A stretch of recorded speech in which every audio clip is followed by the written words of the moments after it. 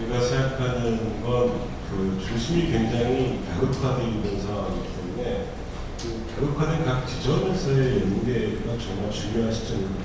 제가 생각할 땐그 과거 97년 시점에서 어떻게 생각했었냐면 외국의 노동조합들이 대량 취업 상태에서 실업자를 끌어안는 모습을 보고 노동의 정치가 이런 가능성이 있겠구나 싶었어요. 근데 시간이 지나면서 보니까 사실 그게 가능하지 않았고 한국은 오히려 노동조합이 실업자들을 밀어내는 역할을 했고 비정규직을 차별하는 역할을 했어요. 그러니까 사실 노동의 정치가 이미 자기가 갖고 싶은 상징적 그 대표성 이런 것들을 잃었다고 생각해요. 그걸 많은 노동자들이 체험을 하고 있는 상태에서 그걸 다시 모아간다라고 하니까 제가 볼 때 이미 노동의 각 지점마다 흩어져 있는 것들을 노동이라는 기준으로 끌어낼 수가 없기 때문에 지역이라는 기준, 혹은 영역이라는 기준, 여러 가지 기준을 좀 묶는 새로운 개념이 필요한 게 아니냐. 전 그게 이제 한 가지 또 하나의 축은 이제 개인적인 생각이기 때문에 저는 지금 실제 일상생활에서부터 자율의 체험을 바꿔가는 운동이 정말 중요하다. 저는 사회적 경제 운동을 지지하는 편이에요. 그러니까 생활 노동조합도 여러 가지 독점을 겪고 지금까지 왔는데 사실 그 말로는 우리가 나눔을 얘기하지만 일상적 체험상에서 그게 거의 없거든요. 그러니까 완전 시장화된 상황에서 우리가 책에서 보고 감동받지만 자기의 일상은 그렇지 않아요. 소비하고 살아가는. 근데 그 삶의 기반을 어떻게 지역단에서 잘 만들어갈까가 되게 중요한 고민이라고 생각이 듭니다. 그게 태양이 돼서 각 접점마다 여러 가지 노동과 비정규, 환경, 여러 가지 운동이 접점이 생겨날 거다. 근데 그걸 주목하지 않고 바라보면 작업장이라고 하는 현장을 기준으로 바라보기에 너무 세상이 부족하지 않느냐. 이런 생각.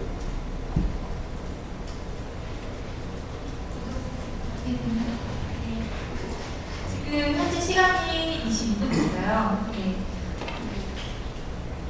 질문을 하신 분께서는 질문하셔도 좋고요. 네, 저쪽에 계시네요.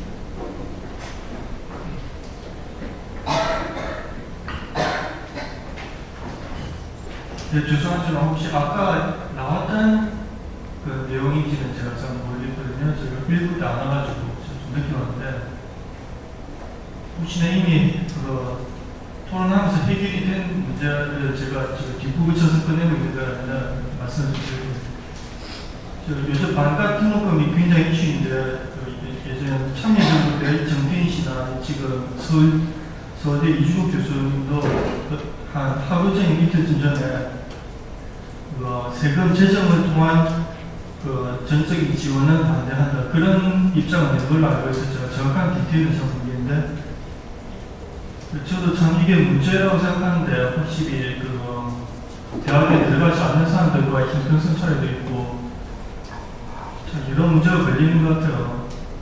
그리고 아까 말씀하신 대로 학력 자체가 굉장히 권력의 직결된 문제이기도 하고 한국 사회에서 그런데 이 문제에 대해서 말씀하신 어떻게 접근해야 될지 어느 패널분께서 적절하다고 판단되시는 말씀이시죠? 제가 마이크 잡겠습니다. 짧게 시작해서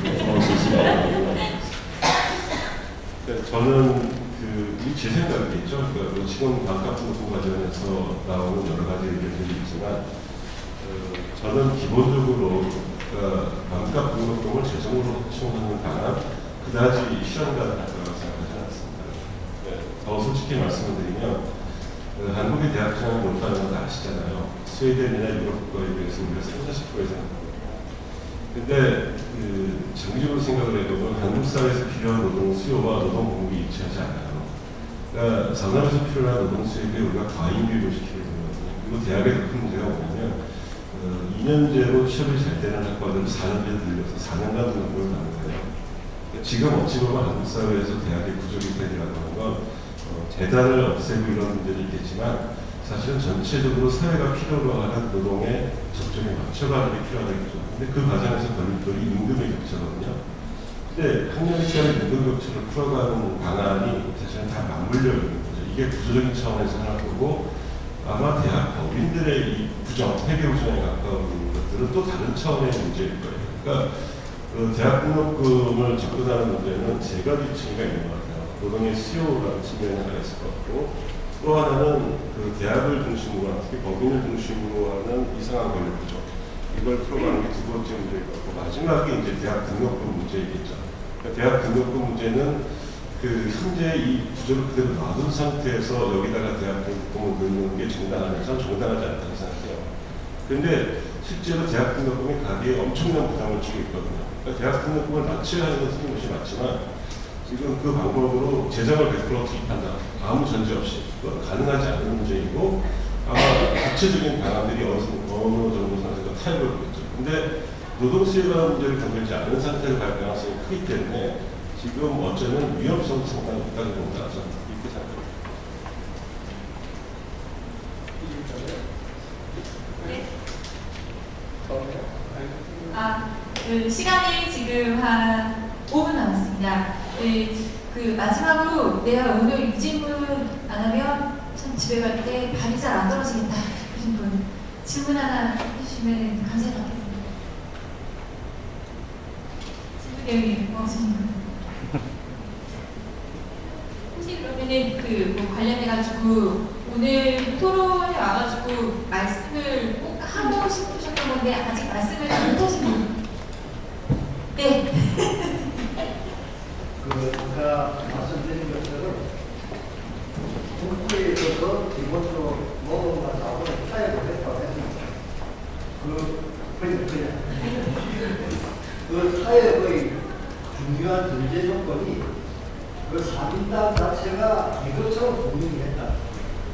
그러니까 그리멍텅하게 타협한 이런 것이 아니라 자기의 개혁적 정체성을 그 유권자들에게 분명하게 하면서 사회적 타협을 끌어낼 수 있는 그런 힘을 발휘했다고 하는 점을 우리가 좀 분명히 이해할 필요가 있다. 그러면서도 제 개인적인 입장은 현재 구체적인 상황에서 볼 때 가능한 한 사실 얘기하자면 진보의 범위가 뭐냐고 문제가 나오니까는 진보 세력이 대통합한 방향을 가야 되겠죠.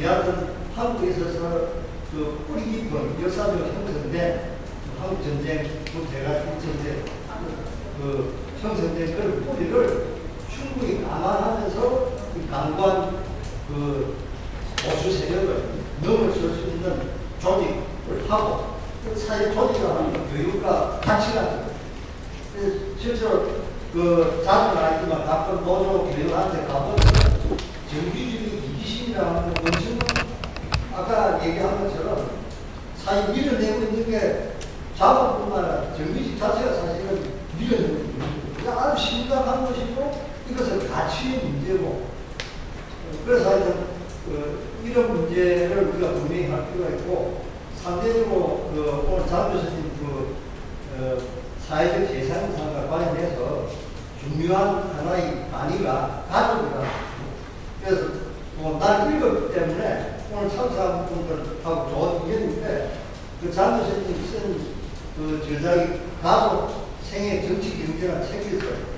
내가 볼 때는 이 최근에 본 책 중에 상당히 그 우리 사회 이해하는 데 있어서 아까 역사도 강조하시고 했는데 사회 구조적인 관점과 역사적인 관점을 보고 쓴 역작이라는 생각이 들어요. 그래서 오늘 참석한 분들이 일독하기를 바랍니다. 최영우 선생님 전 진보평론 편집위원이시죠? 네, 말씀 잘 들었습니다. 감사합니다. 오늘